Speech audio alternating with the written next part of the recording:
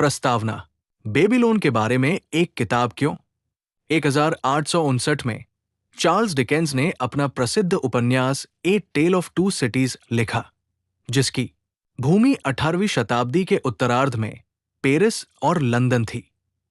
यह फ्रांसीसी क्रांति का समय था, जब पेरिस की सड़कें देश के आतंक के राज में बहाए गए खून से लथपथ थी।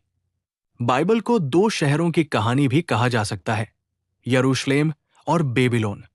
यरूशलेम निस्संदेह परमेश्वर के चुने हुए राष्ट्र इज़राइल की ऐतिहासिक राजधानी है और उसके शाश्वत राज्य की भावी राजधानी है।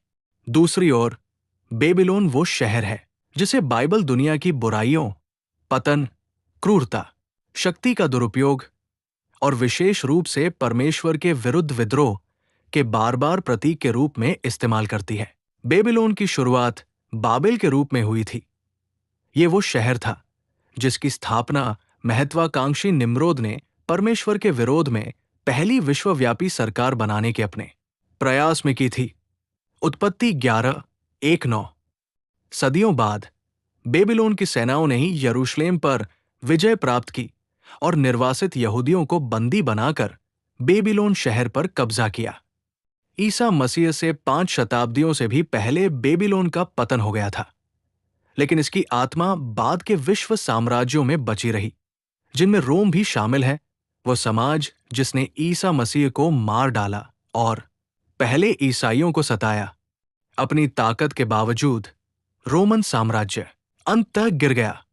हालांकि हम बाइबल की भविष्यवाणी से जानते हैं कि ये अंत समय में पुनर्जीवित होगा, लेकिन जैसा कि प्रकाशित वाक्य स्पष्ट करता है, इसकी आत्मा बेबीलोन जैसी होगी, क्योंकि ये वही जारी रखेगा जो निम्रोद ने शुरू किया था, मानव जाति द्वारा ईश्वर के अधिकार को हड़पने का प्रयास।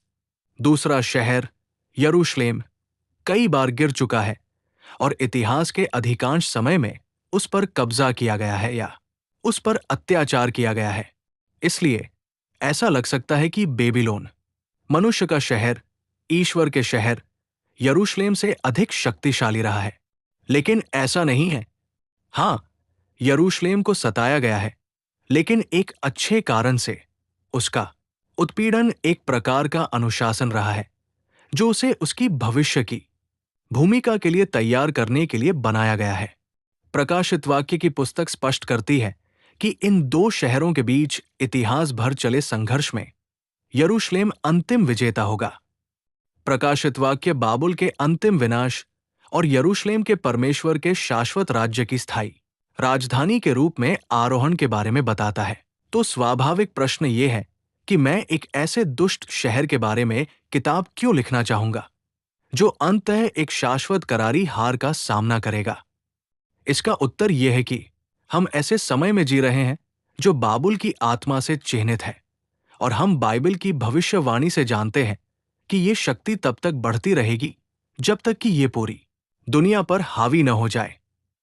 मैंने ये पुस्तक हमें उस समय के लिए तैयार करने में मदद करने के लिए लिखी है, जिसके बारे में मुझे विश्वास है कि वह निकट है।